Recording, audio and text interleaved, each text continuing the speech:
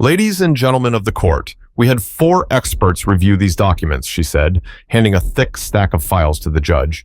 They found 9 signs of forgery, including digitally altered land boundaries. Judge Mendez flipped through the pages, his face stern. These are serious allegations. There's more, Ms. Florencia added.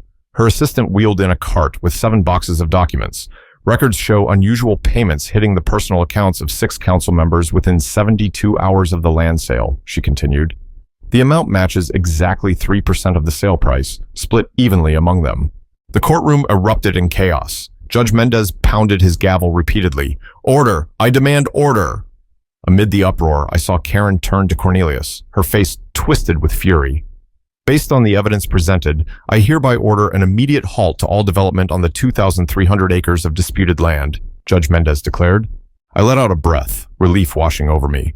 Furthermore, he said, I'm ordering a full investigation into the documents provided by Shadowmere Enclave. If fraud is confirmed, this case will be referred to the district attorney's office. Karen slumped in her seat, her perfect composure shattered. That's what I fought to expose, the schemes and crimes of those who dared to steal my family's entire legacy of land. I'm Dwayne Chase, 42 years old, a farmer born and raised in the peaceful countryside of Willowshade County. My family's sprawling farm has been our home for 5 generations. It's where I've poured my sweat and tears to preserve the heritage my ancestors left behind. My work isn't just farming, it's keeping alive a piece of this land's soul. When I discovered Shadowmere Enclave, a so-called up-and-coming housing group, secretly selling off 2,300 acres of my family's precious land, I decided to show them who really controls the water supply around here. What would you do if your neighbors tried to take everything you'd spent your life building? Let me tell you the whole story. Drop a comment with the number 9 so I know you're ready to hear it. Don't forget to like this video and subscribe to my channel so you won't miss any of the tense twists still ahead. Wishing you a peaceful day. That morning was perfect for planting. Clear blue skies, a gentle breeze, just enough to cut the early heat. I'd been on my tractor since before sunrise, the way my granddad taught me 25 years ago. My phone buzzed nonstop for the 7th time, but I didn't care. Nothing mattered more than getting those seeds in the ground. My family has owned this 2,800-acre farm for generations. When I checked my messages at noon, I nearly choked in shock. 14 missed calls from neighbors, 5 voicemails from my cousin Franklin Wade, and an official email from Shadowmere Enclave titled Notice of Violation. I couldn't believe my eyes. They claimed my tractor's noise violated their quiet enjoyment rules, and my chicken coop's smell was lowering their property values. That new neighborhood had only been around for 11 months, while my farms stood here since 1878. The letter ended with a demand to stop all farming within 300 meters of their boundary line within 72 hours, or face a $350 fine per day. I laughed out loud, feeling like it was some absurd joke. They had no rights over my land. I crumpled the paper and tossed it aside. The next morning, I jolted awake to the slam of a car door. A woman in a crisp white suit crossed my front yard, clipboard in hand, trailed by 2 men in polo shirts with the Shadowmere Enclave logo. Mr. Chase, she called out as I stepped onto the porch. I'm Karen Ashcroft, president of Shadowmere Enclave. We need to talk about your ongoing violations. I crossed my arms, standing firm on the steps. There's nothing to discuss. Your group has no authority here. Karen flashed a tight, insincere smile. Actually, per the county planning board, your agricultural exemption expired 2 years ago. Your property now falls under our community standards per county code, section 19.7. Her words hit me like a punch. My property tax bills hadn't changed a bit. My family's farmed this land for over 120 years, I said, keeping my voice steady despite the doubts creeping in. No housing group can just swoop in and take it over. Karen's smile stiffened. Times change, Mr. Chase. We have new standards, she went on. Our residents paid big money for homes with guaranteed value. She handed me another notice. This is an official cease and desist order. The council unanimously approved these restrictions. As they left, my cousin Franklin called. He lives in Shadowmere Enclave and sits on the town council. They've been plotting this for 8 months, he warned, his voice tense. Something's seriously off. Karen's been holding closed-door meetings with developers and altering minutes after votes. That night, I spent hours digging through online county records. My agricultural exemption was still good for 7 more years. Karen had lied to my face. All week, I kept working my fields as usual, ignoring the growing pile of threatening letters. Then a noise complaint reached the sheriff. Sheriff Talon Strath, an old school buddy, showed up looking apologetic. "Listen, Dwayne," he said, his voice low. "I know this is ridiculous, but they're filing 6 complaints a day. They even started a petition calling your farm a public nuisance," Talon added. I couldn't believe how fast things escalated. "Talon, my family's fed this county since before that place had paved roads. What's going on?" He leaned in, almost whispering. "I shouldn't say this, but last week there was a secret meeting. A county commissioner, a developer from the city, and Shadowmere's council were there," he said. "They're pushing a big project." That afternoon, I spotted strangers in suits wandering my west field, taking photos and measurements. I drove my truck across the pasture to confront them. "Can I help you? This is private land." A tall guy in an expensive suit extended his hand. "Augustine Kendall, Goldcrest Progress Group. We're surveying for preliminary plans." "Plans for what?" I shot back. "This is my farm." Augustine frowned, glancing at his tablet. "Our records show Goldcrest bought 2,300 acres from Shadowmere Enclave 5 weeks ago. Shadowmere Pavilion starts in 2 months," he said. "A mall and luxury apartments." My heart stopped. Impossible. I never sold my land to anyone. He showed me a digital file, a survey map of my west field, stamped with an official county seal and signatures. The owner listed was Shadowmere Enclave Community Trust. "There's got to be a mistake," I said, my throat tightening. "No mistake, sir," Augustine replied evenly. "You should talk to Shadowmere. The sale closed last month." I raced home, yanked open my safe, and pulled out my family's land deeds. Everything looked intact, but something felt wrong. I called Stead Documentation Hall right away.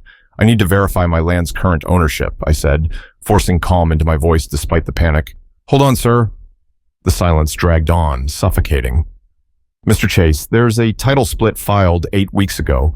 Most of your property, about 2,300 acres, transferred to Shadowmere Enclave Community Trust. You're left with the main house and 450 acres around it," she said. My hands shook uncontrollably. "That's impossible. I never signed any transfer. The documents have your signature, sir," she replied. "Want me to email copies?" When I opened the email, I froze. My signature, perfect, on papers I'd never seen. How could this happen? What right did Shadowmere Enclave have to sell land that wasn't theirs? Looking out my window, I saw Karen Ashcroft in her fancy SUV, parked at my property's edge, on the phone, staring right at my house. When she caught me watching, she waved with a taunting smile. Excavators were coming in 6 weeks. I had less than a month and a half to figure out how they stole my family's legacy and stop them before the first shovel hit the dirt. Augustine Kendall's words echoed, freezing me in my muddy boots. My land, sold without me knowing? Unbelievable. As I was escorted out, Franklin Wade followed me to the parking lot. He'd moved to Shadowmere Enclave 2 years ago, chasing a rural life now under threat. "They've been planning this for 9 months, he whispered, glancing around cautiously. "Secret meetings about expanding the community footprint." "Why didn't anyone tell me?" I asked, frustration bubbling up. "Karen threatened anyone who spoke up," Franklin said.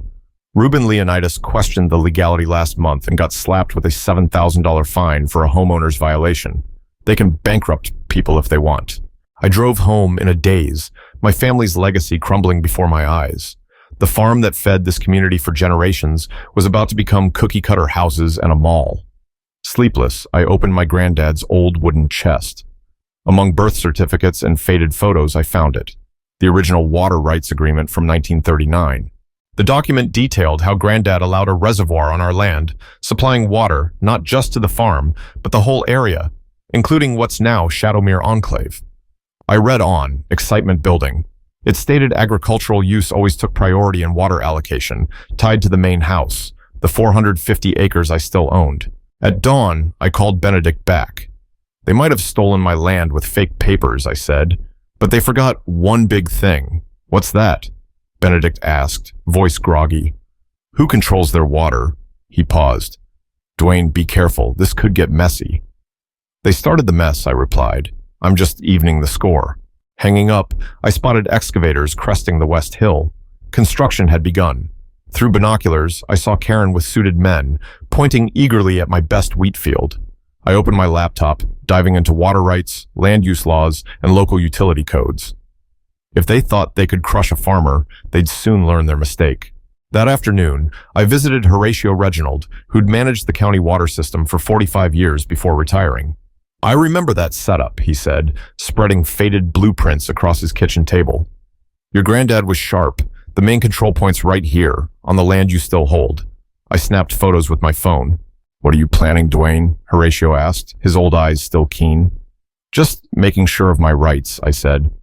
That night, walking my property line under the glow of Shadowmere Enclave's distant lights, I made up my mind. This wasn't just about my land. I'd show Karen and her greedy council they'd picked the wrong fight. I made 3 calls, first to Benedict, then the local paper, and finally the Hamlet Flow Board. Things were about to shift. What I didn't know was Karen had just thrown a champagne party for select council members and developers, promising the project would wrap in 14 months with soaring property values. She vowed my eyesore farm would vanish. They had no clue what had happened when they turned on their taps tomorrow. The roar of excavators tearing up my family's soil woke me at dawn. I rushed outside in pajamas, watching giant machines rip apart fertile ground that had fed this community for ages. "Stop! You can't do this!" I yelled, waving frantically. The workers ignored me, plowing ahead like I wasn't there. Karen Ashcroft rolled up in a sleek black SUV, pricey sunglasses hiding her eyes. She stepped out, heels sinking into soft dirt. "No one stops progress," she said, smirking as she snapped photos. "Shadowmere Pavilion will be this county's finest address," she boasted. 24 homes starting at 8 figures each. Rage twisted my gut. "This land fed thousands. You can't turn it into luxury houses." "We already have," Karen laughed, showing me a digital rendering of huge homes sprouting from my cornfield. "Papers are signed," she said. "The county approved the rezoning 2 weeks ago." As she drove off, she swerved to splash mud on my boots. I stood there, fists clenched, watching years of work vanish under the excavator's blades. That night, June Aurelia called. "Have you seen their online posts? Shadowmere Enclave's bragging everywhere." I checked their page. Karen posing with Cornelius Slate and developers, champagne raised high.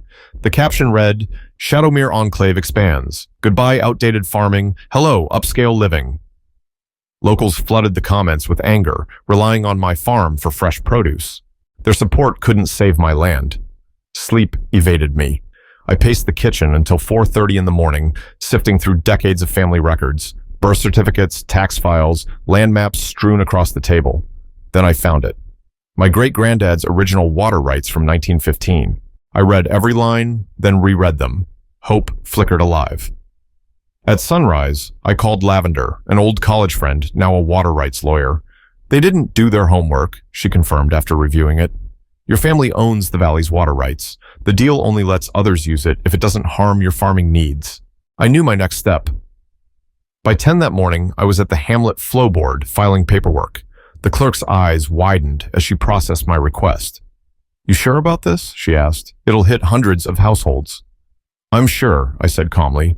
"I'm adjusting the water allocation per my legal rights." 3 days later, over breakfast, my phone buzzed nonstop. Facebook messages, texts, voicemails from Shadowmere Enclave residents. Their water slowed to a trickle, then stopped.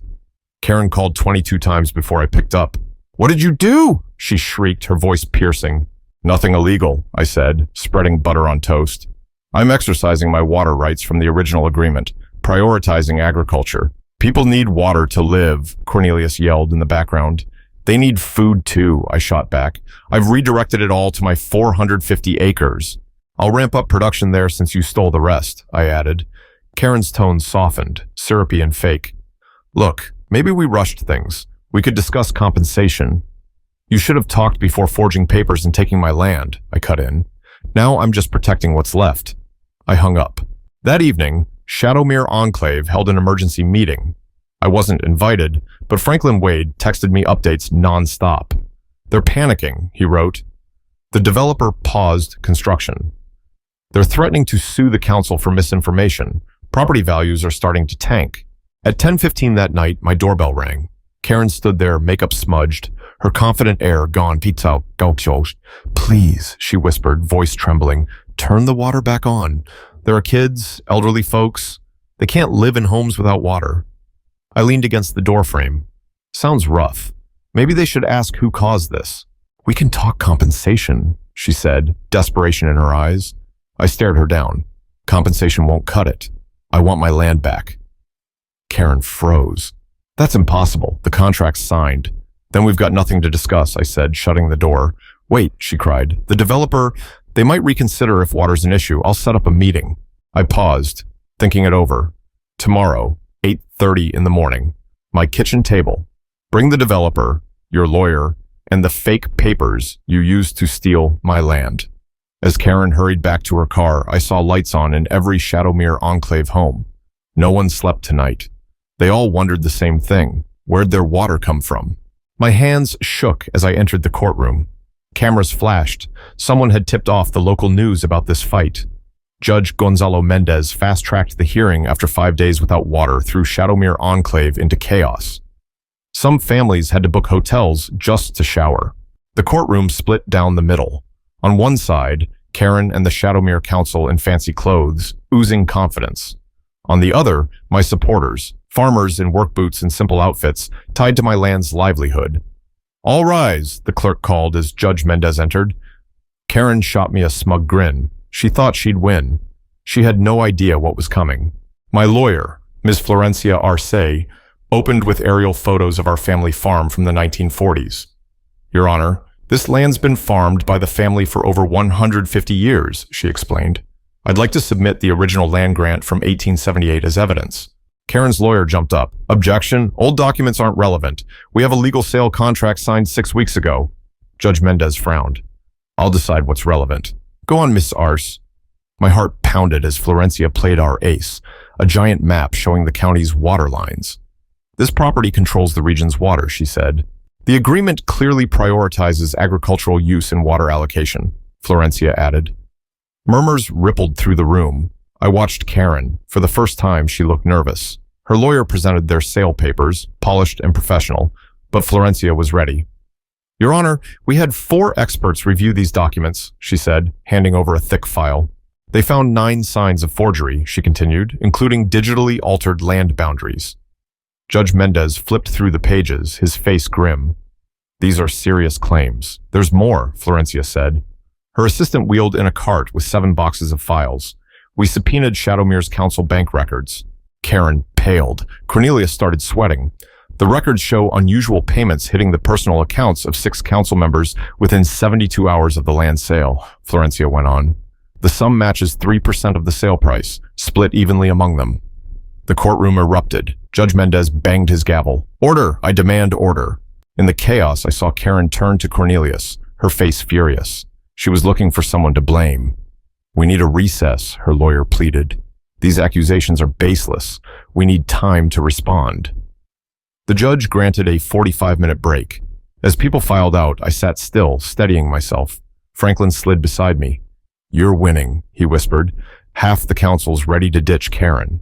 In the hallway, I overheard Karen and Cornelius arguing in a corner. You said this was foolproof, Cornelius hissed. Now we're facing criminal charges, Karen snapped. How was I supposed to know his house had some ancient water rights? Who reads that stuff? Someone should have, Cornelius shot back. The developer's threatening to sue us for lying. I pretended to check my phone, secretly thrilled. They were turning on each other. When court resumed, the room's vibe had shifted. Karen's lawyer requested a brief sidebar with Judge Mendez and my lawyer. They whispered at the bench for 8 minutes. Finally, Judge Mendez addressed the court. Based on the evidence, I'm ordering an immediate halt to all development on the 2,300 disputed acres. I exhaled, relief flooding me. It wasn't over, but it was a start. Furthermore, the judge continued, I'm ordering a full investigation into Shadowmere Enclave's documents. If fraud's found, this'll go to the district attorney's office. Karen slumped, her perfect facade crumbling. She looked ready to collapse. As the courtroom cleared, Dorcas Phillips, an elderly Shadowmere resident, approached me. I didn't know they did this, she said softly, her voice heavy with regret. A lot of us didn't. We just wanted decent homes. I get it, I replied. This isn't about punishing residents. It's about stopping greedy leaders. Outside the courthouse, a Goldcrest Progress Group rep waited for me. He looked nervous, tugging at his tie. Mr. Chase, he said, extending a hand, I need to clear something up. Shadowmere Enclave misled us. My company bought that land in good faith, unaware they had no right to sell. I studied him, weighing his sincerity. Your excavators destroyed crops that fed hundreds of families, I said, my voice heavy. He winced. We want to make it right. We could sue Shadowmere, but we'd rather work with you directly to find a solution. I thought of those relying on my farm, workers, local diners, families. A legal fight could drag on for years. Maybe there was another way. Come to the farm tomorrow, I suggested. I've got some ideas that could benefit us both. As I headed to my truck, Karen stormed past, her lawyer trailing behind. She stopped when she saw me, eyes blazing. This isn't over, she snarled. You think you've won? Karen hissed. But my husband's tight with the governor. We've got connections you can't imagine. I smiled calmly. Save your energy for your defense, Karen. I hear fraud charges are pretty tough. Her face flushed red. For a moment, I thought she'd lunge at me right on the courthouse steps. Instead, she jabbed a finger at me. You'll pay for this. No one makes a fool of me. As she stormed off, Cornelia Slate hung back, looking panicked. I noticed news cameras catching it all. Karen's threats now broadcast county-wide. Franklin Wade joined me. The other council members are talking emergency elections, he whispered. No one wants to sink with Karen's ship, Franklin added. I nodded, watching her fade into the distance. I'd won the first battle, but the war wasn't over. I still had to reclaim my land, and Karen wouldn't give up easily. Yet, for the first time in 8 weeks, I felt hope. Justice still existed, especially when you held the water rights. 7 months later, I stood in the west field, early sunlight glinting off dew on the crops. The excavators that once tore up my family's legacy were gone. Farmers now worked the restored land, all 2,300 acres. Judge Mendez had voided the fake sale papers and ordered everything returned to me. I still can't believe we won, my wife said, squeezing my hand as we gazed at the recovering field. We didn't just win, I replied. We changed everything. The morning after the court victory, my phone buzzed with calls from reporters. The story of Shadowmere Enclave trying to steal our land struck a chord. People from all over sent support messages. Some even mailed crates of homegrown veggies in farmer solidarity. Karen and her crew couldn't dodge the spotlight. Film crews camped outside their homes, grilling them about bribe money. Cornelius cracked on live TV, admitting they'd schemed over secret meetings in Champaign. We thought no one cared about an old farm, he sobbed into the mic. But people did. Lots of them. 5 weeks after the ruling, the new Goldcrest Progress Group CEO visited me. The old one got fired over the scandal. We made a huge mistake, she said, sitting at my kitchen table. I slid her a plate of my wife's fresh cookies. What's your company's plan now? She smiled. That's why I'm here. Would you consider selling 75 acres, legally this time, for a project that benefits everyone? Instead of luxury homes, they pitched a modern ag facility on a small corner of my land. It'd create jobs, process crops from county farms, including mine, and fund an ag education center for city kids to learn where food comes from. What about Shadowmere Enclave? I asked, wary. They're out of this, she assured me. The next Shadowmere meeting was a total shift. Franklin Wade, my secret tipster, was elected the new president. Karen and 4 council members resigned in disgrace. The rest greenlit my ag project and set a buffer zone between our lands. Most of us moved here for the rural vibe, Franklin said as we walked the boundary. No one wanted to ruin what makes this place special. Criminal charges against Karen and Cornelius moved forward. Prosecutors found bank records showing cash they pocketed from the fake sale. Karen sold her big house after her husband ditched her over the scandal. Sometimes I'd see her drive by the field, her face etched with bitterness. As summer turned to fall, we broke ground on the new processing facility. Local farmers came to celebrate, bringing pies and dishes from their harvests. Shadowmere residents joined too, many admitting Karen had bullied them into silence with huge fines. My granddad was a farmer, an older guy from there told me. I hated what they tried to do to you. By winter, something amazing happened.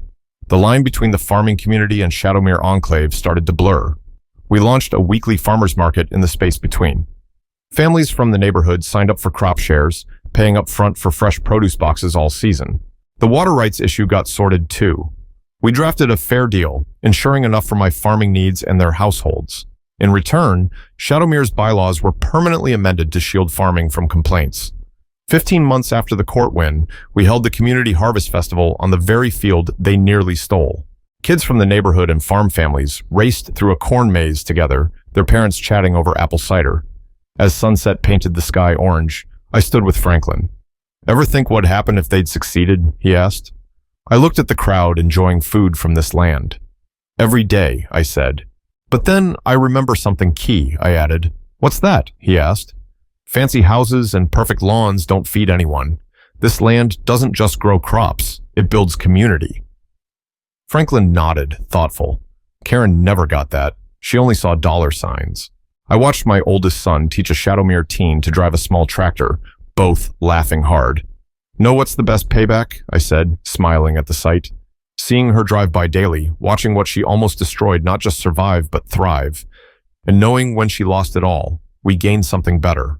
That night, as my family gathered around a table piled with homegrown food, I realized Shadowmere Enclave had accidentally given me something priceless. They tried to take my land, but instead, they helped me show the community this farm's worth. That lesson will nourish souls long after their glitzy neighborhood fades. As kids' laughter echoed from the corn maze at Dwayne Chase's Community Harvest Festival, it hit me. Those innocent sounds weren't just joy. They were proof of resilience against injustice. In today's world, with urban sprawl swallowing farmland and battles over resources like water and clean air, this story inspires. I admire how Dwayne didn't just fight to reclaim his own. He turned pain into a force that reshaped a community, from division to unity, loss to hope. The takeaway? Protect your rights with knowledge and teamwork, and turn hardship into a chance to plant lasting values where everyone thrives together. A quick note. This tale's for entertainment and education, not to judge or offend anyone. Any similarities are pure coincidence. What do you think of this journey? Share your thoughts below, and don't forget to like, share, and subscribe for more inspiring stories. Thanks for watching. Have a peaceful day. See you next time.